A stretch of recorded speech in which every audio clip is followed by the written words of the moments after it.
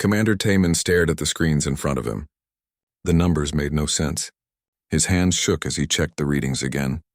The coffee in his cup had gone cold hours ago, but he could not look away from what the sensors were showing him. 50,000 ships. Maybe more. They had appeared at the edge of space like ghosts, moving in perfect lines toward the heart of the Galactic Empire. Each ship was different, yet they moved as one mind. The formation was beautiful and terrifying at the same time. "Sir, you need to see this," Lieutenant So Young called from her station. Her voice was tight with fear. She had been working at the Deep Space Observatory for 10 years, but she had never seen anything like this before. Taemin walked over to her desk. The young woman's face was pale as she pointed at her screen. "The energy readings from these ships are impossible. They're using power sources that we don't understand. And their weapon?" She stopped talking and just shook her head. "What about their weapons?" Taemin asked. "They're not using any weapons we know about, but the energy coming from them could destroy entire planets. Each ship has enough power to burn a world to ash." The door to the command center opened with a soft sound. Admiral Hyunwoo stepped into the room. His uniform was perfect as always, and his face showed no fear. But Taemin could see worry in the old man's eyes. "Report," the admiral said in his deep voice. "Unknown fleet, sir. 50,000 ships, possibly more. They appeared without warning at grid 779, moving toward Imperial space at incredible speed." Taemin's voice was steady, but his heart was beating fast. Admiral Hyunwoo looked at the main screen. The fleet was shown as red dots against the black of space. They moved in patterns that hurt to watch, like a dance that followed rules no one else knew. "Have we tried to talk to them?" the admiral asked. "Yes, sir. They don't answer our calls. But they're not hiding either. They're letting us see them almost like they want us to know they're coming." So Young spoke up from her station. "Sir, there's something else. The ships are scanning everything as they move. They're mapping our defenses, our trade routes, our military bases. They know exactly what they're looking at." The admiral was quiet for a long moment. He had fought in many wars and had seen the rise and fall of dozens of alien races. But this was different. This felt bigger than anything he had faced before. "Get me the Imperial capital," he ordered. Priority 1. The screen filled with the image of Emperor Wu Jin. The ruler of the galaxy looked tired. His golden robe seemed heavy on his thin shoulders. Behind him, the great throne room of the Imperial Palace stretched into shadows. "Admiral," the Emperor said, "what is this threat you've reported?" "Your Majesty, we have an unknown fleet approaching Imperial space. The size is unprecedented. They have technology that we cannot identify. I believe we may be facing a new form of alien life." The Emperor leaned forward in his throne. "Show me." The images from the observatory filled the Emperor's screen. For the first time in 20 years of rule, Wu Jin's face showed real surprise. The ships moved across the display like silver fish in a dark ocean. "How many?" the Emperor asked. 50,000 confirmed, possibly twice that number. They appeared without warning and are moving at speeds that should be impossible. "Have they attacked anyone?" "No, Your Majesty. But they're not trying to hide. They want us to see them coming." Chief Analyst Boram had been working quietly at her station while the others talked. She was the best code breaker in the Empire, and something about the unknown ships had caught her attention. The way they moved, the energy they gave off, even the materials they were made from. Everything about them seemed familiar in a way she could not explain. "Sir," she called out softly, "I think I've found something." All eyes turned to her. Boram was known for being careful with her words. If she had found something, it was important. "The lead ship is sending out a signal. It's very weak, buried in their engine noise, but it's there." Her fingers moved over her controls. "It's an old Imperial beacon code." "Very old. How old?" Admiral Hyunwoo asked. 2,000 years, sir. Maybe older." Boram's voice was barely above a whisper. "It's a location beacon from a planet that was surveyed long ago. A primitive world on the outer edge of what used to be Imperial space." The command center became very quiet. Everyone knew what it meant when the Empire found primitive worlds. Those planets were either brought into the Empire as slave worlds or they were destroyed if they seemed dangerous. "What was the name of the planet?" the Admiral asked, though he seemed afraid of the answer. Boram checked her records. Her face went white as she read the information. "Earth, sir." The planet was called Earth. It was marked for preventive extinction 2,000 years ago. The records show that Fleet Admiral Vasek completed the mission successfully. The planet was reported as sterilized. The silence in the room was complete. Outside the station, stars continued to shine in the darkness. But inside the command center, everyone understood that something impossible was happening. "That's not possible," Admiral Hyunwoo said. "If Earth was destroyed, then who built those ships?" So Young looked up from her sensors. Her voice was shaking now. "Sir, I'm reading life signs from the fleet. Thousands of different types of alien life forms. But there's something else. The command ship has beings on it that match the old records from Earth. The genetic patterns are the same." Commander Taemin felt cold fear run through his body. "You're saying those ships are from Earth? From humans? I don't know how it's possible, sir. But the readings don't lie." On the main screen, the fleet continued its steady approach. 50,000 ships carrying beings that should have been dead for 2,000 years. Ships built with technology that was beyond anything the Empire had ever seen. Admiral Hyunwoo looked at the Emperor's image on the screen. The ruler of the galaxy was staring at the approaching fleet with wide eyes. "Your Majesty," the Admiral said quietly, "I believe we may have a problem. A very big problem." The Emperor nodded slowly. "Prepare the fleet. All available ships." "And Admiral?" "Yes, Your Majesty. Find out everything you can about what really happened to Earth 2,000 years ago." "Something tells me we're about to learn the truth." The transmission ended. On the screen, the impossible fleet continued its approach, carrying with it questions that could shake the Empire to its core. 3 months after the battle in the neutral zone, Admiral Yoonji stood in the ruins of the Imperial Palace. The Great Dome above had been shattered by fighting during the civil war that followed the Empire's defeat. Sunlight streamed through the broken ceiling, illuminating the ancient throne where Emperor Woojin waited for his judgment. The Emperor looked older than his years. The weight of learning what his empire had truly been had aged him greatly. Around him stood the survivors of his government, some defiant, others ashamed, all uncertain about what would happen next. "You could have killed us all," Woojin said as Yoonji approached. "Your fleet was powerful enough to destroy every imperial world. Why didn't you?" "Because that would make us the same as you," Yoonji replied. "Destruction is easy, Emperor. Building something better is the real challenge." Behind her walked representatives from the 47 species that made up the Human Federation. They were a strange sight in the Imperial throne room.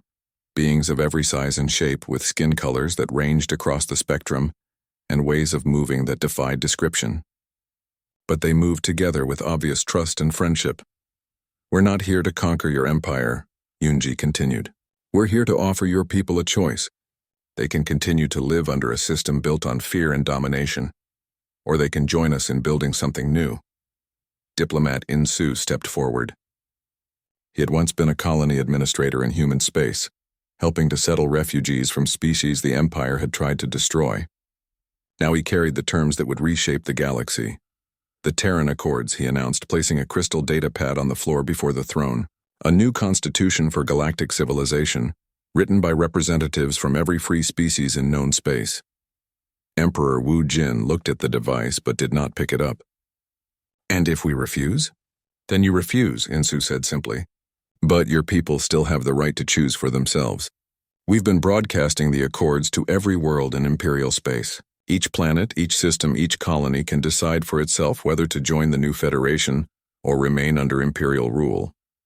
This was not what Wu Jin had expected. Conquerors demanded submission. They didn't offer choices. "You're dividing my empire," he said. "Your empire is dividing itself," replied Chief Justice Dasam, formerly one of the human colony's legal administrators. "We've simply given your people the option to choose freedom over oppression." Reports had been coming in for weeks. One by one, Imperial worlds were declaring independence and requesting to join the Human Federation. Not because they were forced to, but because they wanted to. They had seen what the Federation offered: equality between species, shared knowledge, protection for the weak, and justice for all. "The war crimes trials will begin next month," Dasam continued. "Every species that suffered under Imperial rule deserves justice. But we're not interested in revenge. We want truth, acknowledgement, and a promise that these things will never happen again." General Kyung-suk, who had led the Loyalist forces during the brief civil war, stepped forward defiantly. "You speak of justice, but you're destroying a civilization that has kept peace in the galaxy for 10,000 years. "Peace?" asked Commander Sang-min. a human military officer who had helped coordinate the rescue of Imperial refugees during the recent fighting. You call the systematic destruction of entire species peace? You call slavery and oppression peace? He gestured to the alien standing behind him. These beings are supposed to be extinct according to your records. The Zephyrians, the Crystal Singers, the Voidwalkers, dozens of species your empire pacified over the centuries. They're alive, General, because humans risked everything to save them. And now they're part of our Federation, added Dr. Haywan, now ancient but still sharp, who had become the Federation's chief xenoarchaeologist. They share their knowledge freely. They help us explore new worlds. They teach our children about the wonders of the universe. This is what your empire could have had if you had chosen cooperation over conquest. Kyung-suk was quiet for a moment, then asked, "What happens to those of us who served the empire? Do we face execution for our loyalty?" "That depends on what you did," Dasom replied. "Officers who committed war crimes will face trial. But soldiers who simply served their government will be offered the chance to join the Federation Defense Force. We need good people to help protect the new worlds that are joining us." This offer surprised many of the Imperial officers. They had expected to be treated as criminals, not potential allies. Emperor Wu Jin finally reached down and picked up the crystal pad containing the Terran Accords. As he read, his expression changed from suspicion to amazement. "This document gives every species equal representation in government," he said. "Humans don't rule this federation. No one does. That's the point," Yunji explained. "We learned something during our exile, Emperor. Power corrupts everyone eventually.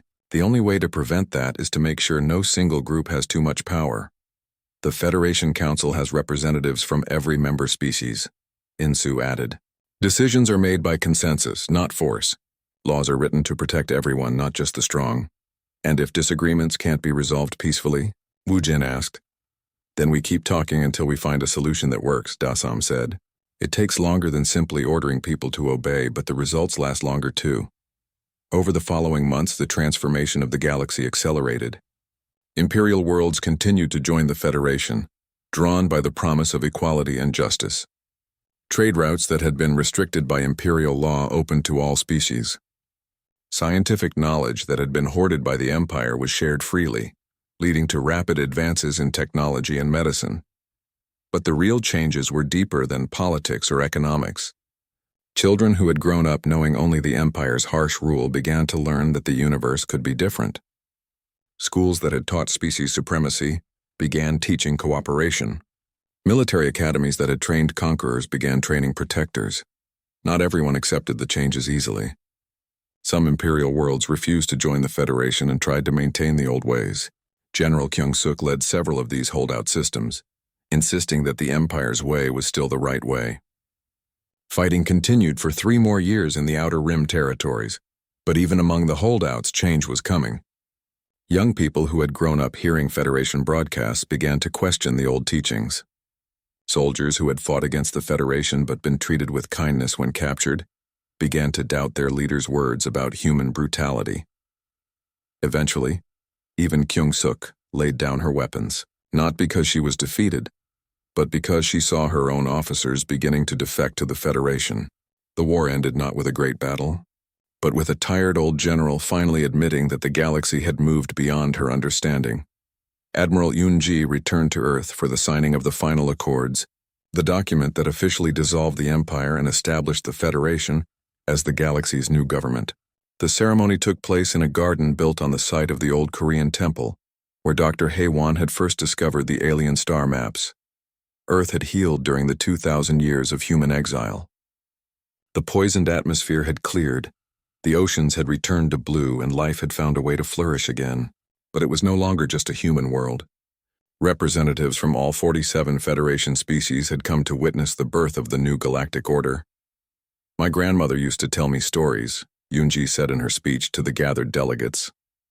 Stories about the star people who had visited Earth long ago and left gifts for those who would need them someday. "I think she would be amazed to see how those gifts have grown."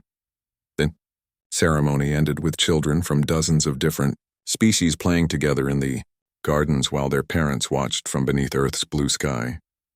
A human child took the hand of a young Zephyrian and asked if she wanted to see the stars. "Which ones?" the alien child asked in perfect human language. "All of them," the human child replied. We have time. High above them, ships were launching from Earth's orbital stations. Not warships this time, but exploration vessels crewed by humans and aliens working together. They carried the Federation flag, a simple design showing stars connected by lines of light, representing the idea that all intelligent life was part of a greater whole. Engineer Dong-hyun, now nearly 3,000 years old thanks to Federation medical technology, watched the ships disappear into the darkness. He had helped build the first escape vessels that had carried humanity away from their dying world. Now he was helping to build ships that would carry the Federation to new galaxies, spreading the message of cooperation and hope to beings they had never met. How far do you think we'll go? Asked his assistant, a young woman who was herself the product of 3 different species working together. Dong-hyun smiled. As far as we can reach together, he said, and then a little bit further. The galaxy was vast and full of wonders they had not yet discovered. But for the first time in its history, the beings who lived among the stars were reaching toward those wonders together, as friends and equals. Humanity had returned home not as conquerors, but as gardeners. They had planted seeds of hope in the darkness between the stars, and 2,000 years earlier, Earth was dying. The sky was dark with ash and smoke. The oceans had turned gray from the poison that fell like rain. Cities lay in ruins, their broken towers reaching toward a sun that could barely be seen through the thick clouds. Dr. Haewon stood in the ruins of what had once been a beautiful temple in the mountains of Korea. She brushed dirt and ash from ancient stones, looking for something that might save her dying world. The temple was old, much older than anyone had thought possible. Under the newest layer of stones, she had found others that seemed to come from a different time entirely. Professor, you need to see this, called her assistant, a young man named Dong-hyun. He was an engineer who had given up building bridges to help her dig through the past. His hands were dirty and his clothes were torn, but his eyes were bright with excitement. Haewon walked over to where he was working. He had uncovered a wall covered in strange symbols. But these were not like the old Korean writing she knew. These symbols seemed to move in the dim light as if they were alive. I've never seen anything like this, Dong-hyun said. The symbols are carved into the stone, but they're also somehow electronic. There's power running through them. Haewon touched the wall gently. The symbols began to glow with a soft blue light. Suddenly, the air above the wall filled with images. Stars and planets appeared like tiny lights floating in the darkness. Lines connected them, showing paths between distant worlds. It's a map, Haewon whispered. A map of the galaxy. The images showed worlds she had never seen before. Some were blue and green like Earth had once been. Others were red or purple or colors that had no names. But all of them looked alive, healthy, full of possibility. Look at this. Dong-hyun pointed to symbols near some of the worlds. I think these marks mean the planets are safe. Hidden from something, maybe. Protected. A new voice spoke from behind them. Protected from the Empire. They turned to see Captain Mi-kyung standing in the doorway of the ruined temple. She was a soldier, but not like the others who had given up when the sky began to fall. She still wore her uniform, though it was dirty and worn. Her eyes held the same hope that filled Dong-hyun's voice. You know what this is? Haewon asked. Mi-kyung nodded. My grandmother used to tell stories about the star people. Beings who came to Earth long ago and left gifts for those who would need them someday. I never believed the stories until now. She walked over to the wall and touched different symbols. New images appeared, showing ships unlike anything humans had ever built. They were sleek and beautiful, with lines that seemed to flow like water. The star people left instructions, Mi-kyung continued. Plans for ships that could travel between the stars, and maps showing where to find worlds that the Empire doesn't know about. Worlds where we could start over. Dong-hyun stared at the floating images. You're talking about leaving Earth, all of us. Not all, Mi-kyung said sadly. We don't have time to save everyone. The planet is dying too fast. But we could save some, enough to keep humanity alive. The 3 of them worked day and night to understand the alien gifts. The maps showed a cluster of star systems far from Imperial space, hidden behind cosmic storms that would keep them safe from discovery. The ship designs were complex but possible to build with the resources they still had. Word spread quietly through the surviving communities. Dr. Haewon's discovery offered hope to a world that had given up, but there was no time to waste. The poison in the sky was getting worse, and the few remaining scientists said they had maybe 5 years before no one could survive on Earth's surface. The work began immediately. Hidden factories were built underground, powered by the clean energy sources shown in the alien plans. Dong-hyun led teams of engineers who worked without rest to build the first ships. Mi-kyung organized the military units that would protect the secret shipyards from those who might try to stop them. The first ship was small, barely big enough to carry 100 people, but it worked. It rose into the poison sky and disappeared among the stars, carrying volunteers who would prepare the way for those who would follow. More ships were built. Bigger ones. Faster ones. The alien technology was easy to understand once they learned how to think about it differently. Human machines tried to fight against nature, but these ships worked with the forces around them like leaves floating on a river. Admiral Jin-ho had been a fighter pilot before the sky fell. Now he commanded the growing fleet of escape ships. He was young for such responsibility, but the older commanders had either died in the wars or given up hope. Jin-ho still believed that humanity could survive. The first colony ships report successful landing, he told the council that met in secret beneath the ruined capital. The worlds are everything the maps promised. Rich in resources perfect for human life and completely hidden from Imperial sensors. How many people have we moved so far?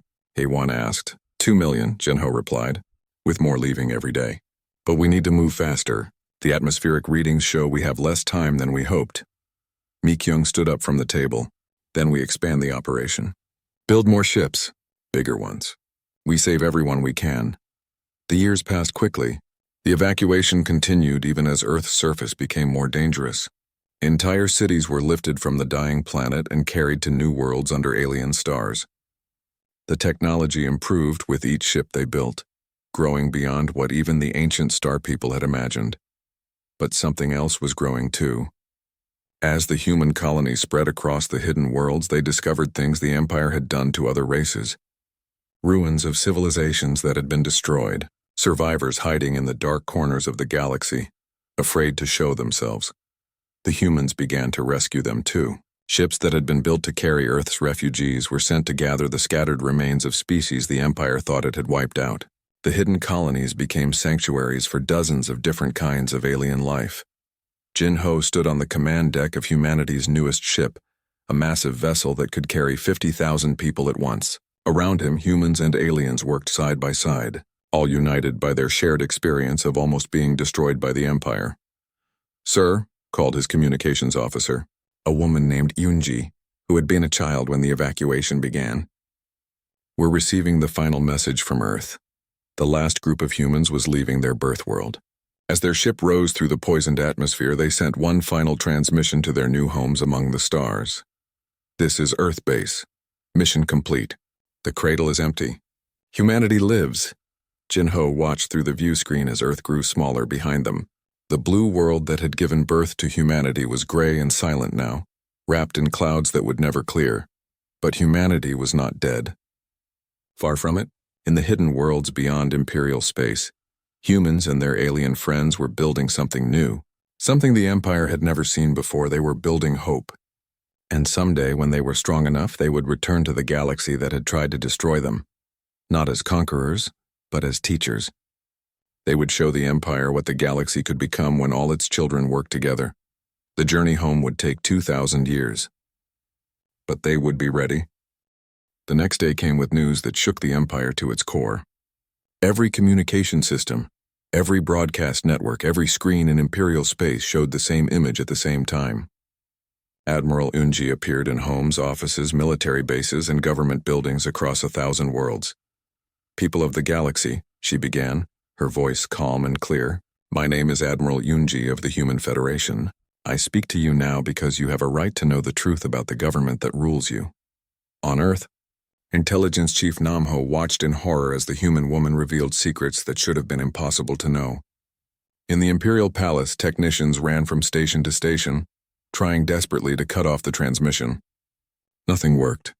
The humans had complete control of every communication system in the Empire. 2,000 years ago, your empire discovered a young world called Earth. The people there had just learned to travel between planets in their own system. They were reaching toward the stars, hoping to find friends among the beings they knew must exist in the vast universe. Images appeared on every screen showing Earth as it had been. Blue oceans, green continents, white clouds swirling in clean atmosphere, cities full of light and life with people who looked up at the night sky and dreamed of tomorrow. The Empire's response was simple. Fleet Admiral Vasek was ordered to destroy them before they could become a threat. He used planet-killer weapons to burn our cities. He poisoned our air to make our world uninhabitable. Then he reported that the primitive species had been eliminated. The images changed to show the attack. Imperial ships in Earth's orbit, firing weapons that turned cities into ash and glass. The blue skies turning gray, then black. Millions of people dying in moments with no warning and no chance to surrender or negotiate. But we survived, Yunji continued. Some of us escaped to worlds beyond your knowledge. And there we found others, survivors of species you thought you had destroyed. Together we built new homes. We raised our children to be better than the empire that tried to kill them. Emperor Wujin watched from his throne as his empire learned the truth about itself. He could see the reactions on the faces around him. Shock, disbelief, and slowly growing anger. Your empire has done this hundreds of times, Yunji said. Whenever you found a species that might someday challenge your power, you destroyed them. Not because they attacked you, not because they threatened you, but because they might someday become strong enough to stand against you. The broadcast showed a list of names scrolling across the screen, species after species, world after world. The Zephyrians wiped out because they could control weather. The Crystal Singers, destroyed because their music could influence emotions. The Voidwalkers, eliminated because they could travel through dimensions the Empire didn't understand. But we are not extinct, Yunji said. We are here. We are with the humans now, part of a federation where no species rules over another, where children of different worlds grow up as brothers and sisters, where the strong protect the weak instead of destroying them. General Kyungsuk could not watch anymore. She turned to Emperor Wujin with fire in her eyes. Your Majesty, we cannot allow this insult to continue. I request permission to launch the Third Imperial Fleet. 200,000 ships should be enough to end this threat. The Emperor looked at her for a long moment. Then he nodded slowly. Very well, General. Show these humans what happens when they challenge the Empire. The Imperial Fleet launched from bases across the galaxy. 200,000 ships, each one a masterpiece of Imperial engineering and firepower. Fleet Marshal Sung Ho commanded from his flagship, a massive dreadnought that could destroy planets by itself. All ships, maintain formation, he broadcast to his fleet. We will meet these aliens at the neutral zone and show them the price of threatening the Empire. The two fleets met in empty space, far from any inhabited worlds. Imperial sensors showed the human fleet clearly. 50,000 ships in perfect formation, waiting calmly for the Empire's arrival. They're outnumbered 4-1, observed Captain Yun Seo from her position aboard the human dreadnought. Souls, revenge. She was young for such responsibility, but she had trained her entire life for this moment. Numbers don't win battles, replied her tactical officer. Superior technology and better tactics do.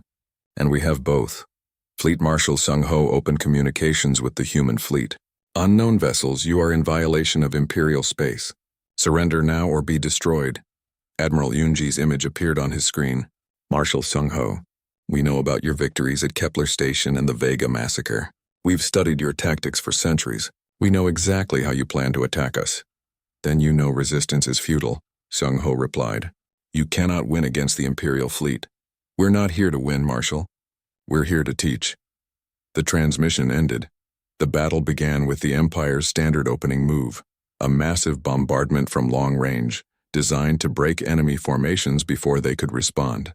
200,000 ships fired their most powerful weapons at the human fleet. Every shot missed. The human ships moved like they were dancing, flowing around the Imperial fire like water around stones. Their formation never broke, never wavered. They simply weren't where the Imperial weapons expected them to be.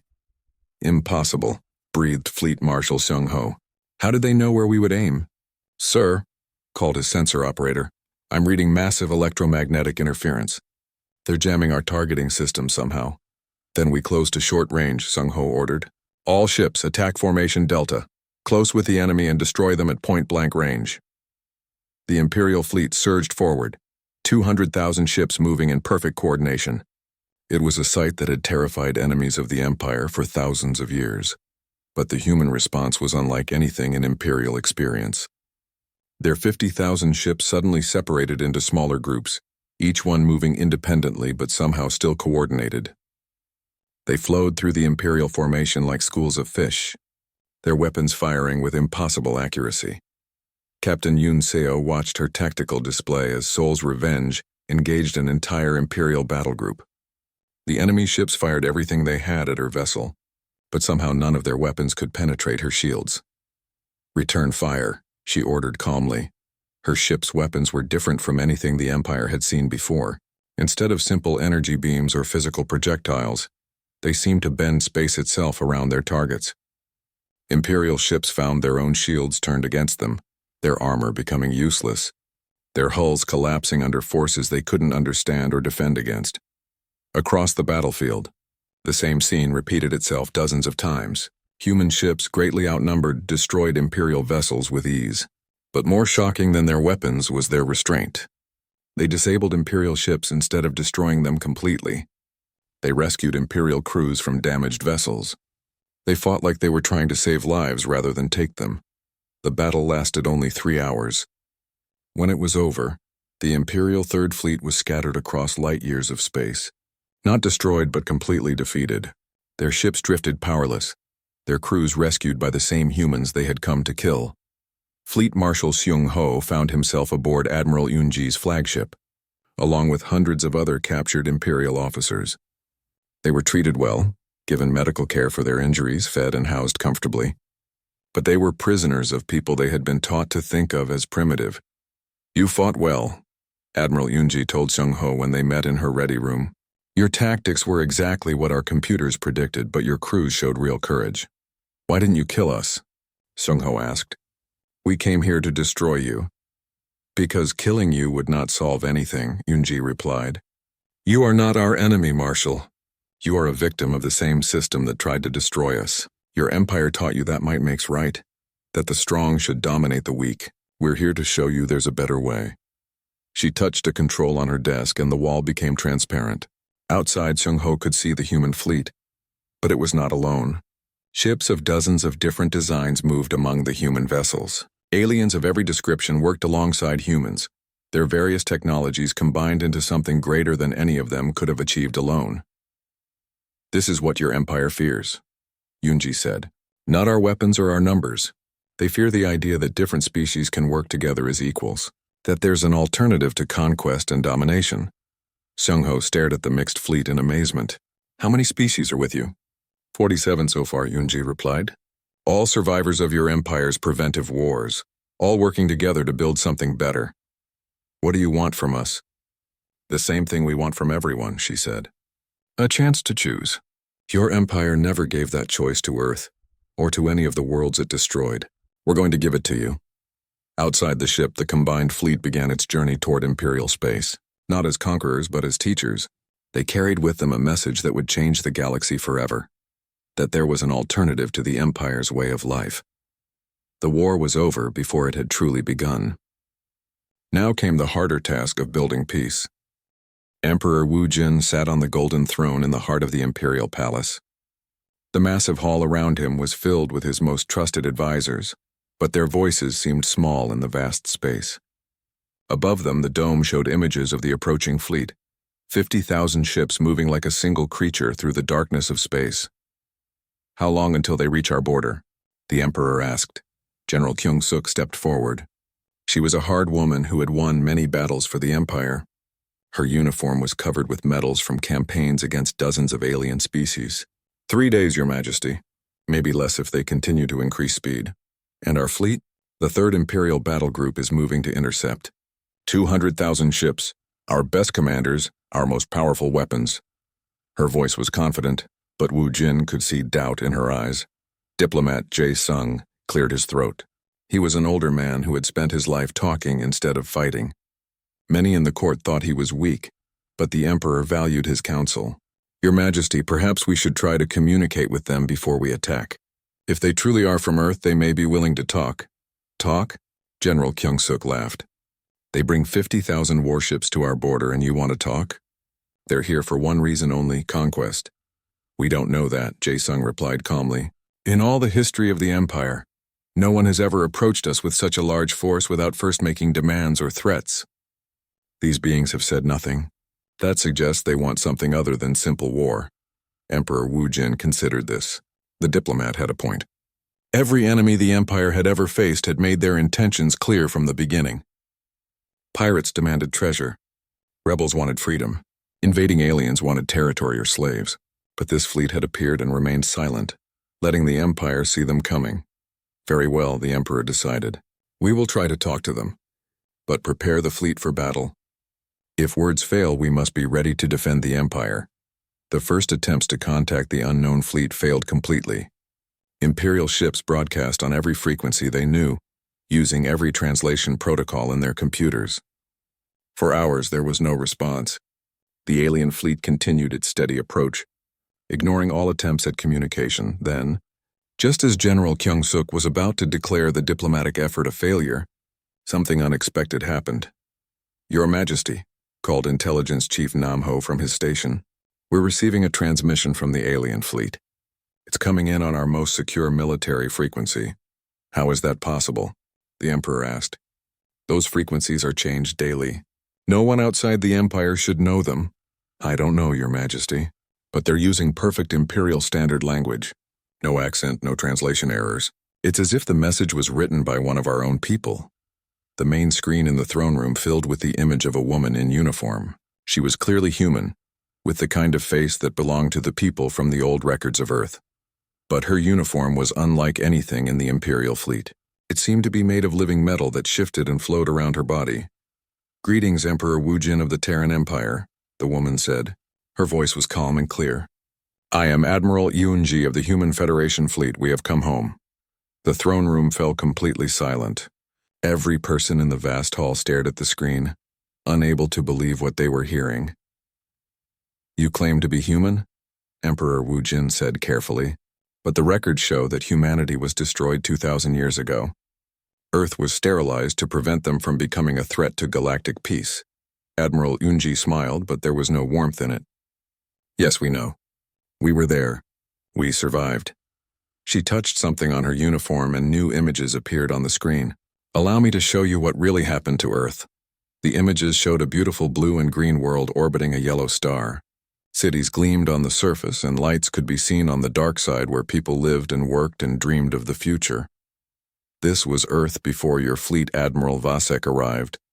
Yunji continued. A young world just beginning to reach for the stars. The people were not perfect, but they were learning. They had ended their wars and were working together to explore space. The scene changed. Now it showed Imperial ships in orbit around Earth, massive vessels that dwarfed anything the humans had built. Admiral Vasek never tried to talk to us, Yunji said. He decided we were a potential threat and acted accordingly. He used what you call planet crackers to destroy our major cities. He poisoned our atmosphere to make the surface uninhabitable.